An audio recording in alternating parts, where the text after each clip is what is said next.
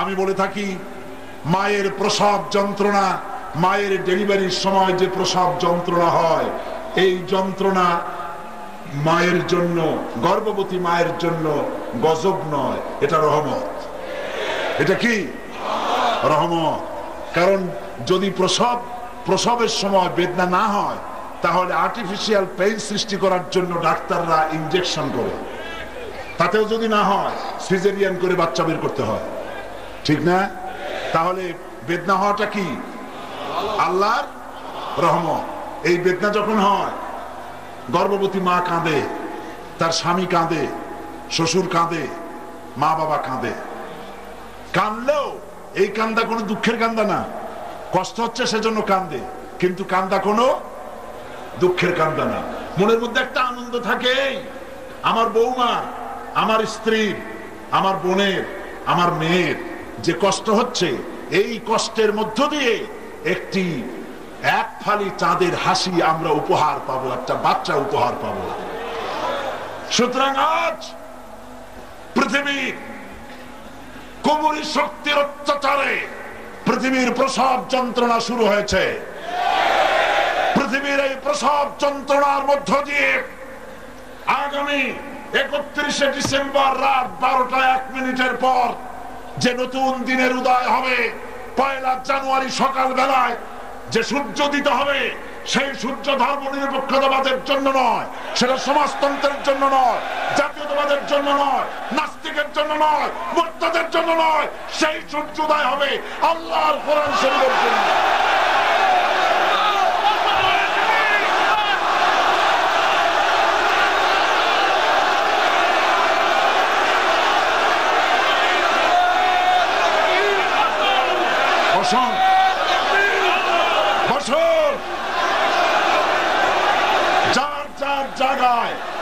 যার যার জায়গায় বসে পড়ুন, জোরে সোরে জিকির করেন সুবহানাল্লাহ, আলহামদুলিল্লাহ, লা ইলাহা ইল্লাল্লাহ, সুবহানাল্লাহ, জোরে।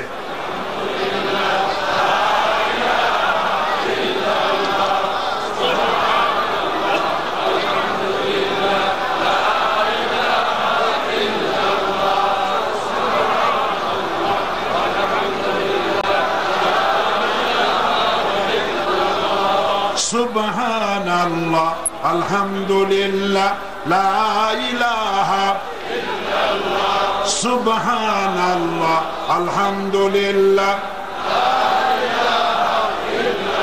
লা ইলাহা ইল্লাল্লাহ, মুহাম্মাদুর রাসূলুল্লাহ। বসুন, কেউ দাঁড়িয়ে থাকবেন না, আর কেউ হাঁটবেন না, হেঁটে যাওয়ার জায়গা নাই। আপনি মুসলমানদেরকে পাড়ায় যাবেন না, কবিরা গুনাহ হবে। বসুন, যে যেখানে দাঁড়ায় আছে জামা ধরে বসায় দেন, বেয়াদবির জায়গা না, আল্লাহর জান্নাতের টুকরায় পরিণত হয়ে গেছে প্যারেড ময়দান। খবরদার হাঁটবেন না। আমার মুসলমান ভাইরা, আমি আপনাদের সামনে খুব স্পষ্ট করে কথা বলতে চাই, কারণ আমি জানি না আগামী বছর এই মাঠে আপনাদের সাথে আমার দেখা হতেও পারে, নাও হতে পারে। আমি আপনাদের সামনে আমার অন্তরের অন্তর নিংড়ানো কথা বলছি। এটা এই জন্য বলছি, শরীরের দিক থেকে আমি খুব ভালো পজিশনে নাই।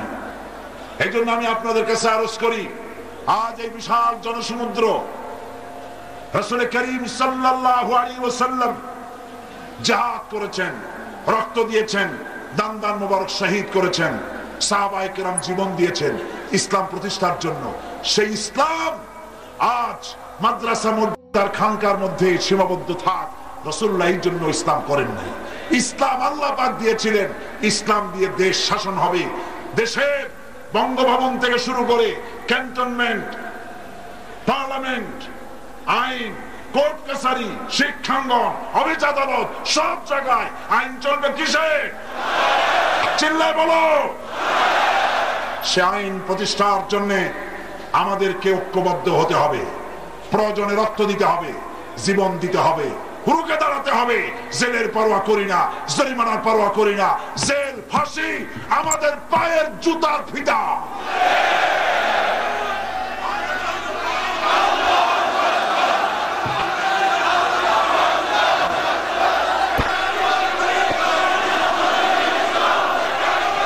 আমার মুসলমান ভাইয়েরা, আল্লাহর দ্বীন কায়েমের জন্য আপনারা কি প্রস্তুত আছেন? সেই প্রস্তুতি নিতে হবে, শক্তি অর্জন করতে হবে। সেই শক্তি হলো ঈমানের শক্তি। কিসের শক্তি? জোরে বলেন, কিসের শক্তি? সেই ঈমান আসবে নামাজের মধ্য দিয়ে। সেই নামাজ আছে কি? বহু মুসলমান আছে নামাজ পড়ে না। ওয়াজ মাহফিলে এসেছে ঠিক, তাফসীরের মাহফিলে এসেছে ঠিক, কিন্তু নামাজ পড়ে না। এই নামাজের ব্যাপারে বহুবার আমি এখানে বলেছি, বহুবার বলেছি। 21টি বছরের একটি বছর বোধহয় এরকম যায় নাই যে বছর নামাজের কথা বলা হয় নাই। কথা ঠিক কিনা? আজও বলি, নামাজ যদি না পড়ে, রাসূলুল্লাহ বলেছেন লা দীনা লিমান লা সালাতা লাহু, তার কাছে দ্বীন নাই, ঈমান নাই যার কাছে নামাজ নাই।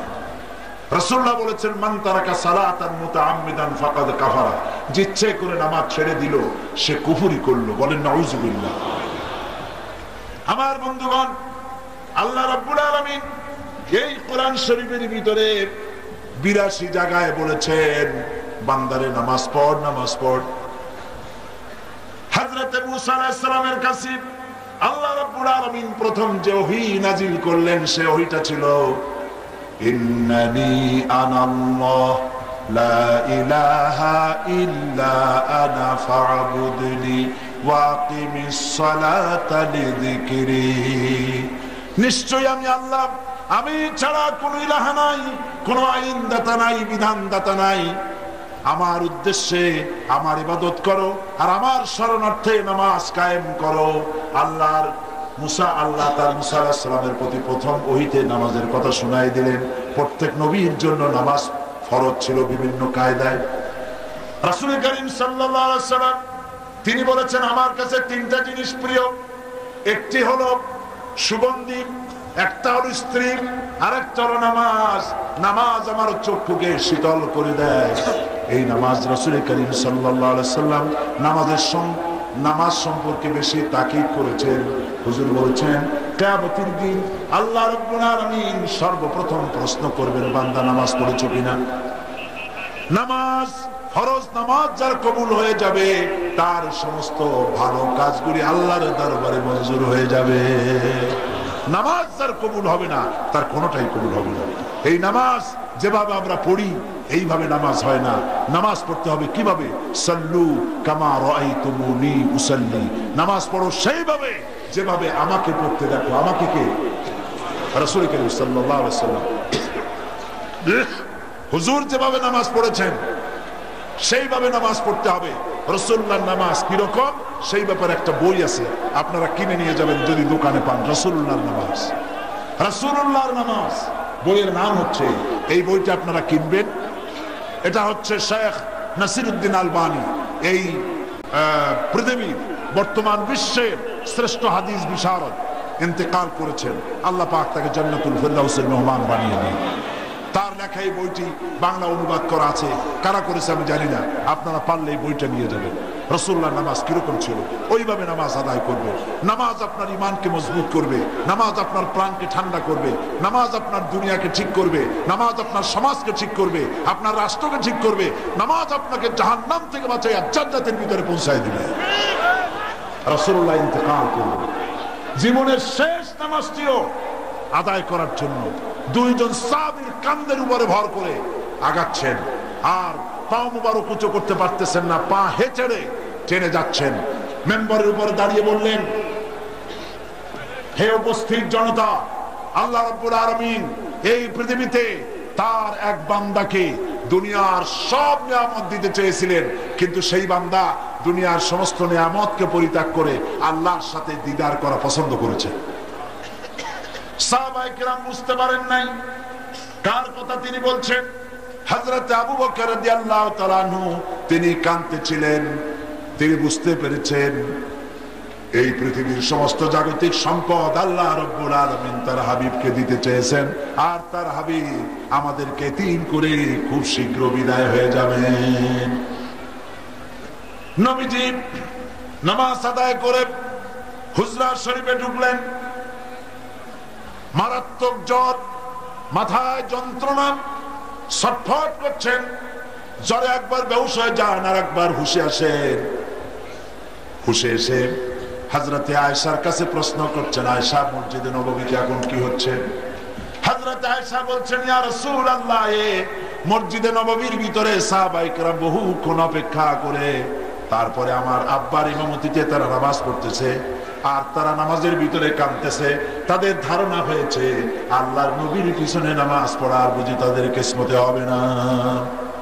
নবীজি বললেন, আয়েশা, মসজিদের দিকের দরজাটা খুলে দাও। দরজা খোলা হলো। হুজুর মাথা উঁচু করে মসজিদের ভিতরে নামাজের দৃশ্য দেখে আবার শুয়ে পড়লেন। হযরত আয়েশা দেখেন হুজুরের চোখের কোনা দিয়া পানি বেয়ে পড়ছে। হযরত আয়েশা প্রশ্ন করলেন, ইয়া রাসূলুল্লাহ, নামাজের দৃশ্য দেখে কাঁদছেন কেন? হুজুর বলেন, আয়েশা রে, এটা কোনো দুঃখের পানি নয়, এটা তৃপ্তির পানি।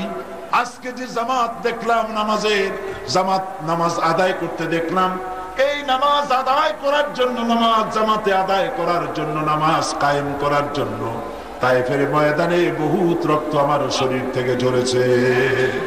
উহুদের ময়দানে দান শহীদ হয়েছে, সাহাবায়ে কেরাম জীবন দিয়েছেন। এরপরে যে জামাত কায়েম হলো, এই দৃশ্য দেখে আমার মনে বড় তৃপ্তি হলো। পৃথিবী যতদিন থাকবে আমার উম্মতেরা এভাবে নামাজ আদায় করবে। রাসূলুল্লাহ আবার বেহুশ হয়ে পড়লেন। সাহাবায়ে কেরাম মসজিদ থেকে আজার কেউ বের হয় না, সকলে কাঁদছেন। সবার ধারণা আজকের রাত রাসূলুল্লাহ আজকের রাত কাটাবেন না, হয়তো রাতের ভিতরে ইন্তেকাল করবেন। আর ঘরের ভিতরে স্ত্রীরা কাঁদতেছেন। রাত দ্বিপ্রহরের পরে হুজুরের চোখ খুলে গেল, তাকিয়ে দেখেন মা ফাতেমা সবচাইতে বেশি কাঁদতেছেন। হুজুর ফাতেমাকে কাছে ডাকলেন, কানে কানে কি যেন বললেন। হযরত ফাতেমার কান্না বন্ধ হয়ে গেল। হযরত আয়েশা হযরত ফাতেমাকে ডেকে বললেন, মা, তোমার আব্বা তোমাকে কি বললেন যাতে তোমার কান্না বন্ধ হয়ে গেল? হযরত ফাতেমা বলেন, আম্মাজি, আমার আব্বা আমার কানে কানে বললেন, মা, তোমার কান্না আমার সহ্য হয় না, কেঁদো না। আমি তোমাকে সুসংবাদ দেই, আমার ইন্তেকালের পরে সকলের আগে তোমার সাথে আমার দেখা হয়ে যাবে। হযরত ফাতেমা বলেন, মা, আমি বুঝতে পেরেছি রাসূল ইন্তেকালের পরে, আমার আব্বা জানের ইন্তেকালের পরে আত্মীয় স্বজনের মধ্যে আমার ইন্তেকাল আগে হবে, আর আমার আব্বার সঙ্গে আমার দিদার নসিব হয়ে যাবে। রাসূলুল্লাহ আবার বেহুশ হয়ে পড়লেন। ফজরের আখ্যান দিয়ে হুজুরের চোখ খুলে গেল।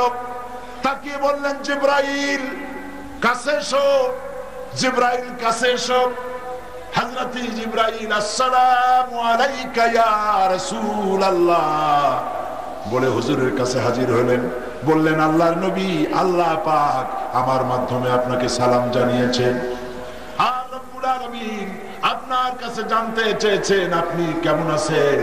অবশ্য আপনার শরীরের খবর আপনি যা জানেন আল্লাহ তার থেকে অনেক ভালো জানেন, তবু আপনার মুখ থেকে আল্লাহ জানতে চেয়েছেন।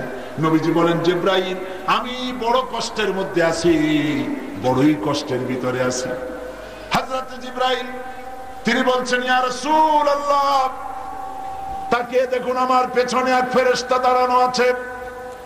দুনিয়ার শুরু থেকে নিয়ে এই পর্যন্ত কোন মানুষের কাছে যাওয়ার জন্য অনুমতি চায় নাই, আজ অপেক্ষা করতেছে আপনার অনুমতির জন্য।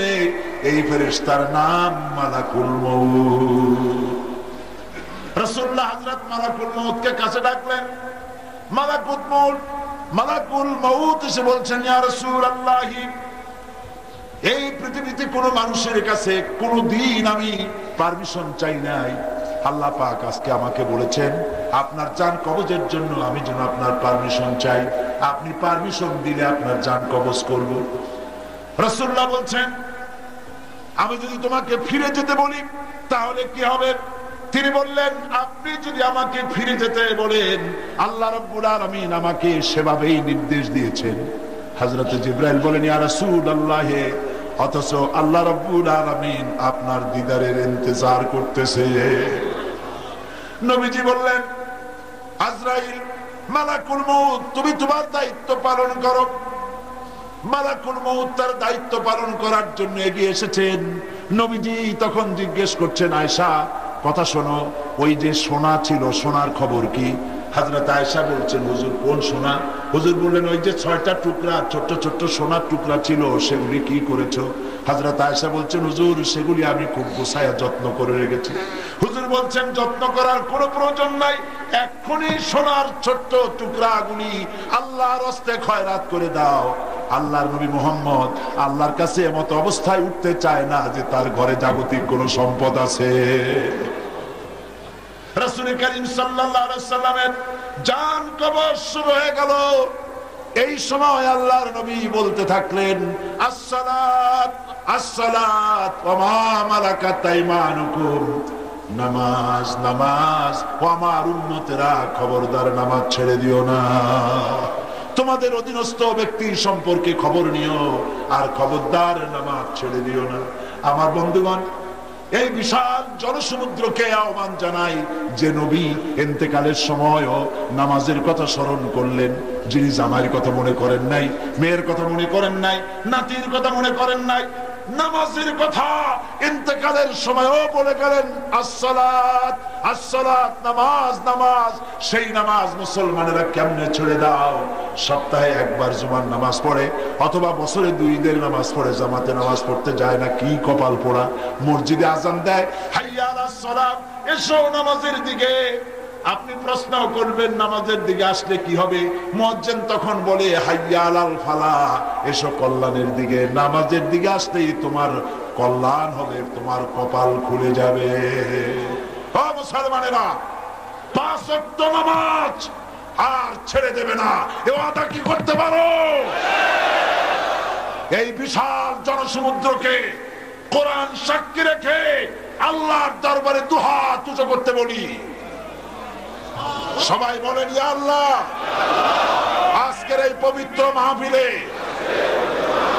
তোমারে সাক্ষী করে, তোমার পবিত্র নামে কসম করি, শপথ করি, ওয়াদা করি, যতদিন পর্যন্ত মালাকুল মউত আমার মাথার কাছে না আসতেছে, ততদিন পর্যন্ত ফরজ নামাজ, ফরজ রোজা আর ছেড়ে দেব না, আর ছেড়ে দেব না, আর ছেড়ে দেব না।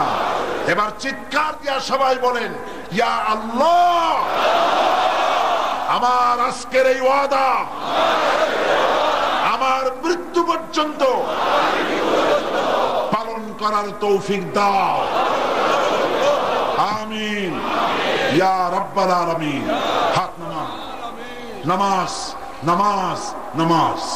মনে থাকবে ভাইরা, মনে থাকবে?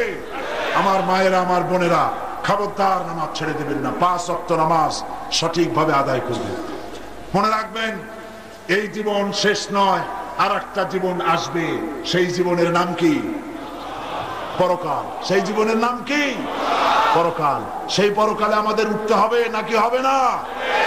ডিসি সাহেব, এসপি সাহেব, মন্ত্রী সাহেব, প্রেসিডেন্ট সাহেব, যে সাহেব হন, আল্লাহর কাছে জবাবদিহি করতে হবে, হবে না?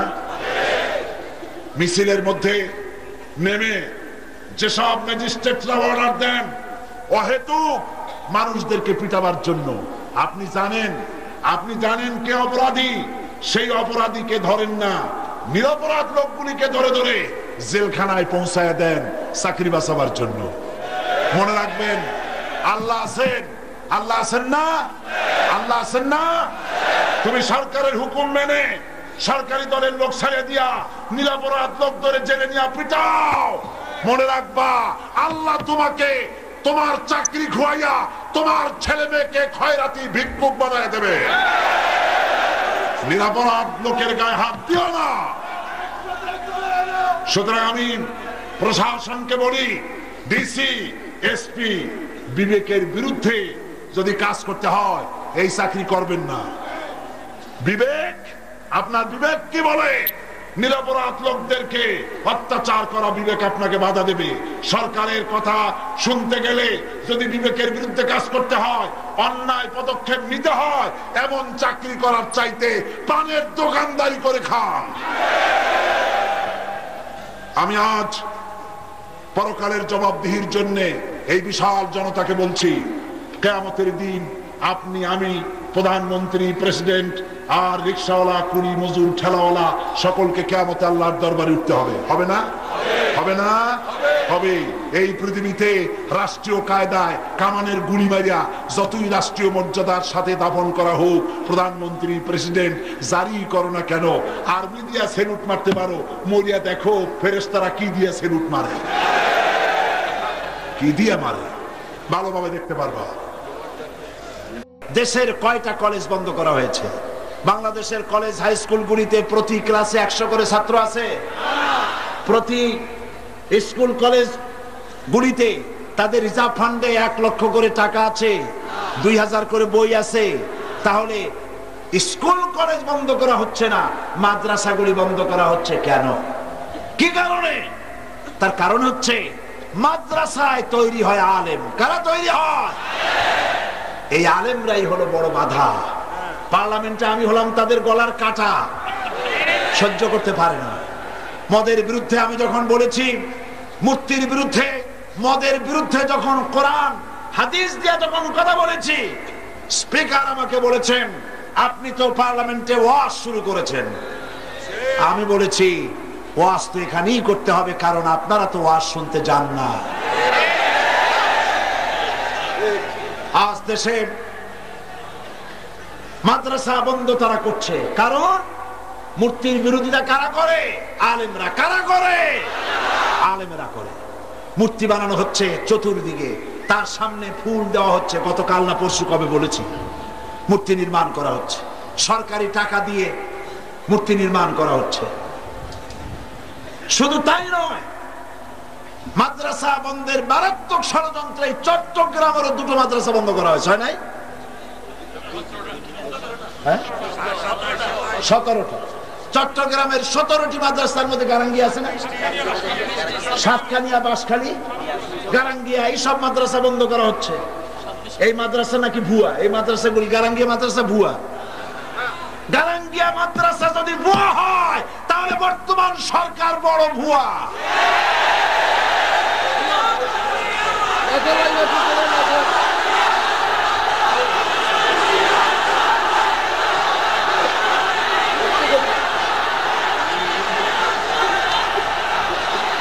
আমার বন্ধুগণ, এখানেই শেষ নয়, এখানেই শেষ নয়। কাদিয়ানীদেরকে সরকার পক্ষ অবলম্বন করছে, তাদেরকে পুনর্বাসিত করছে। জাতীয় ইমাম সমিতিতে নারায়ে তাকবীর আল্লাহু আকবার বলা নিষেধ করা হয়েছে। এর চাইতে মারাত্মক অপরাধ আর কি হতে পারে?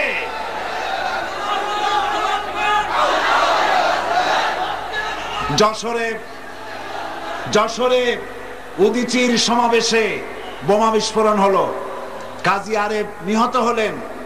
এর দায় দায়িত্ব সব নির্বিচারে ইসলামী আন্দোলনের কর্মী আর আলেম আলেমাদের মাথায় চাপিয়ে দেওয়া হলো। কি দুর্ভাগ্য! ঢাকা বিশ্ববিদ্যালয় থেকে নামাজি ছাত্রদেরকে পিটিয়ে বের করে দেওয়া হলো। ঢাকা বিশ্ববিদ্যালয়ের ছাত্রী হলে ছাত্রীরা কোরআনের প্রশিক্ষণ নেয় বলে তাদের সামনে কোরআন ছিঁড়ে নিক্ষেপ করা হলো। অসংখ্য কোরআন শরীফের কপি ডাস্টবিনে নিক্ষেপ করা হলো। সরকার কোনো গ্রেফতার করলো না, প্রতিবাদ করলো না। সিনেমার অশ্লীল ছবি দিয়ে গোটা দেশ অশ্লীলতা ছেয়ে ফেললো। বাংলাদেশের মানচিত্রের 1/10 পার্বত্য চট্টগ্রামকে ভারতের হাতে বিনামূল্যে তুলে দিল। এই সরকার দেশ বিরোধী, ইমান বিরোধী, ইসলাম বিরোধী যে কার্যকলাপ করছে, এর বিরুদ্ধে গোটা মুসলিম জনতাকে রুখে দাঁড়াবার আহ্বান জানাই।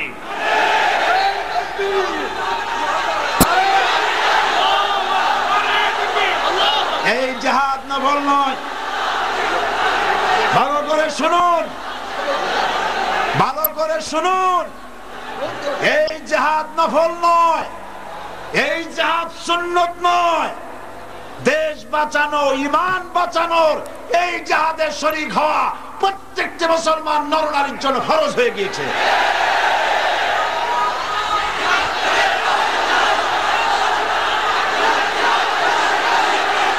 তাগুতি শক্তির বিরুদ্ধে, তাগুতি শক্তির বিরুদ্ধে এই জিহাদে আমরা কামিয়াব হব ইনশাআল্লাহ। বিশ্বব্যাপী তাগুতের বিরুদ্ধে লড়াই করে নতুন এক শতাব্দীর আগমন ঘটবে। সেই নতুন শতাব্দী হবে অবশ্যই ইসলামের শতাব্দী।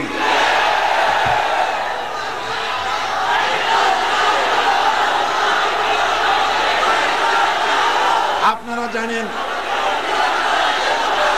আপনারা জানেন আজ পৃথিবীতে মুসলমানদের উপর অত্যাচার চলছে, ঠিক কিনা গণ? বাংলাদেশেও আলেম ওলামা সবচাইতে নির্যাতন কাদের উপরে? আলেম ওলামাদের উপরে, পীর সাহেবদের উপরে। থামো, বসো। আমি আজকে আইবিএসবি, ডিএফআই, এনএসআই, আর্মি ইন্টেলিজেন্স, গোয়েন্দা বিভাগকে বলতে চাই, আপনারা সরকারকে লিখুন, এই বাংলাদেশে যদি সরকার আর কোন একজন আলেমকে গ্রেফতার করে, যদি আলেমদেরকে পুলিশ রিমান্ডে নিয়ে নির্যাতন করা হয়, গোটা বাংলাদেশকে আগুন দিয়ে পুড়িয়ে দেওয়া হবে।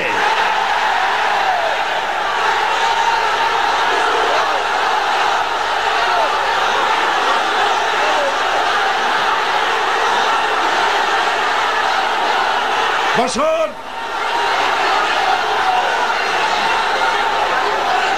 বসুন। ওলামাদের উপর নির্যাতন আপনারা সহ্য করবেন?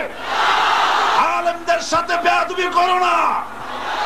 সরকারকে বলছি, আলেমদের সাথে, মাদ্রাসার সাথে বেয়াদবি করো না। যদি বেয়াদবি করো, কোরআন শরীফ যেভাবে ডাস্টবিনে ফেলেছো, আল্লাহ তোমাকেও ডাস্টবিনে নিক্ষেপ করবে।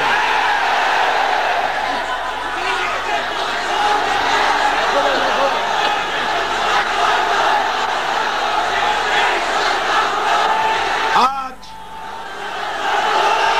অত্যাচার চলছে কাশ্মীরে।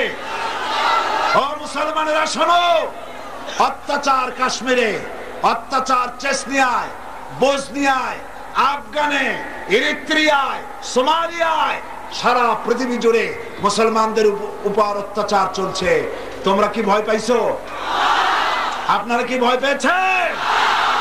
এই অত্যাচার, এর মধ্য দিয়ে আমি দেখতে পাচ্ছি নতুন সূর্যের হাতছানি। এই অত্যাচারের মধ্য দিয়ে নতুন দিনের আগমন ঘটবে ইনশাআল্লাহ।